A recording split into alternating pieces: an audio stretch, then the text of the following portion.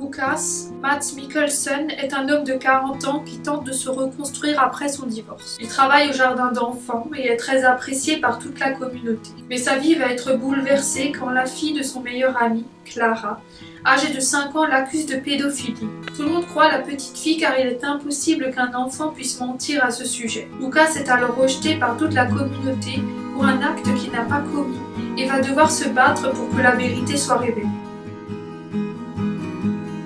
La chasse a été réalisée par le Danois Thomas Vinterberg en 2012, qui est né le 19 mai 1969 à Copenhague au Danemark. Le film a été sélectionné en compétition officielle à Cannes en 2012 et a permis à Mads Mikkelsen de gagner le prix d'interprétation masculine pour son rôle. Thomas Vinterberg crée en 1995 un mouvement cinématographique appelé Dogme 95 avec Lars von Trier et d'autres réalisateurs. Le principe est de réaliser des films plus épurés, plus réalistes, sans effets spéciaux ni artifices comme on peut le voir dans les productions anglo-saxonnes, qui sont aux yeux des Danois impersonnelles et formatées. Thomas Vinterberg est surtout connu pour son film Festen, sorti en 1998, avec lequel il a gagné le prix du jury au Festival de Cannes la même année. D'ailleurs, les deux premiers films à faire partie de ce mouvement cinématographique sont Festen et Les Idiots de Lars von Trier. Festen traite un peu du même sujet que la chasse, puisqu'il est également question d'abus sexuels sur des enfants. En effet, dans ce film, Christian révèle lors de la fête organisée pour les 60 ans de son père que lui et sa sœur, qui s'est suicidée, ont été abusés pendant leur enfance par leurs géniteurs. La famille et les amis sont dans le déni total pendant très longtemps et finissent par comprendre à la fin que le père est réellement coupable. Le titre choisi pour le film en danois est Jakten, qui signifie en français la chasse. D'ailleurs, ce choix n'est pas anodin, puisqu'on peut voir dès le début du film que tous les personnages masculins partagent cette passion et que c'est un moyen pour eux de se retrouver entre amis et de passer du temps ensemble. C'est vraiment un mode de vie pour eux et une tradition familiale, puisqu'à la fin du film, le fils de Lucas reçoit son permis de chasse et son premier fusil qui appartient à sa famille depuis des générations. Le titre fait également référence au calvaire que va vivre Lucas lorsqu'il va se faire accuser de pédophilie après les fausses accusations de Clara. En effet, toute la ville le rejette et le violente. Il n'est plus le bienvenu dans les lieux publics, comme le supermarché, où les employés refusent de le servir et le jettent dehors. Il n'a plus aucun contrôle sur sa vie et est en danger à tout moment, même chez lui, où on lui casse la fenêtre de sa cuisine et où on tue son chien Fanny. Il devient alors la proie de toute la ville, et cela même après avoir été innocenté. On le voit bien dans la dernière scène du film, lorsque Lucas regarde des cerfs dans la forêt et qu'il évite de justesse une balle qui lui était destinée. On ne voit pas le visage du tireur car il est ébloui par le soleil, mais on comprend que le calvaire de Lucas n'est pas terminé et qu'il devra toujours rester sur ses gardes car il y aura toujours des gens qui ne croiront pas à son innocence. Le réalisateur met tout d'abord en garde le spectateur sur le fait qu'aujourd'hui, avec Internet, plus personne n'est à l'abri de tomber sur des sites violents ou à caractère sexuel.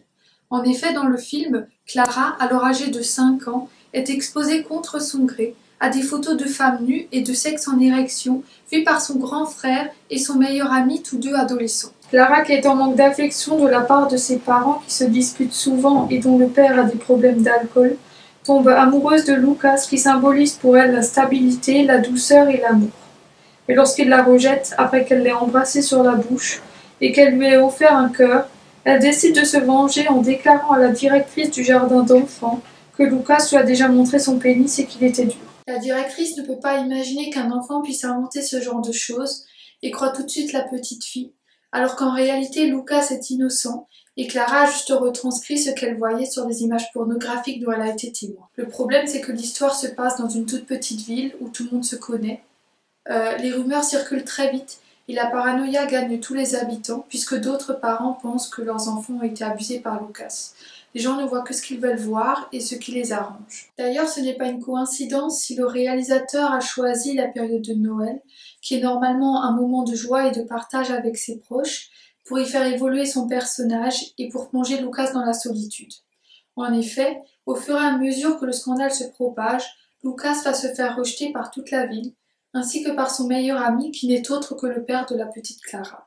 Les deux seules personnes qui lui seront d'un soutien indéfectible sont son frère et son fils. Cette scène poignante est pour moi une des séquences clés du film.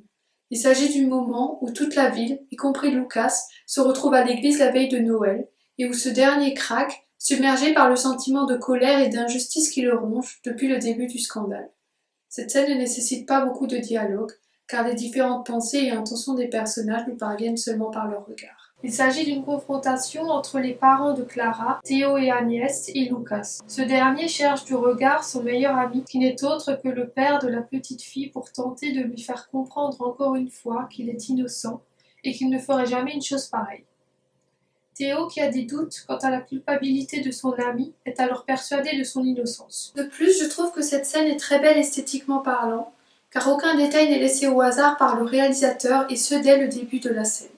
La couleur bleue, signe de vérité, est très présente, car on la retrouve sur la chemise que porte Lucas et dans l'éclairage au moment où ce dernier marche dans la neige. Il se rend à l'église comme il est, à l'instar de l'eau limpide qui ne peut rien cacher. De plus, il ne sait plus quoi faire pour qu'on le croie et décide donc, en dernier recours, d'aller demander de l'aide auprès de Dieu, dans la maison de Dieu, dans l'espoir d'être enfin innocenté. Cependant, tous les habitants continuent de le rejeter et de nier la vérité. On le voit bien lorsqu'une femme change de place pour ne pas être assise à côté de lui. Il reste aux yeux de tout le monde un pestiféré, un parasite. De plus, il aurait pu rester au fond de l'église, mais choisit d'aller s'asseoir devant, au milieu de tout le monde, ce qui montre bien une sacrée force de caractère de la part de Lucas qui n'abandonne pas et veut que la vérité soit révélée. Mais dès qu'il entre dans l'église, il devient à nouveau la proie. On le voit bien lorsqu'il est encerclé dans l'entrée par 5 personnes qui le laissent passer et lui barrent le passage pour sortir. De plus, on le voit bien dans un autre plan, lorsqu'il est assis, où il est enfermé comme un animal mis en cage. Ce film m'a beaucoup marqué lors de mon premier visionnage il y a quelques années, et je n'ai jamais pu l'oublier. J'ai d'abord été impressionnée par le jeu d'acteur de Mads Mikkelsen, qui est très touchant.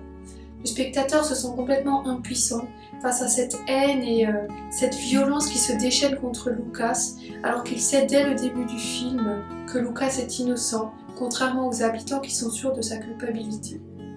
On n'a qu'une seule envie en voyant ce film, c'est que Clara dise enfin la vérité. Mais quand elle le fait, personne ne la croit, puisque pour tous les habitants, c'est impossible qu'un enfant puisse inventer ce genre de choses. Lucas, je connais bien ma fille, elle ne ment pas, elle n'a jamais menti, je t'assure.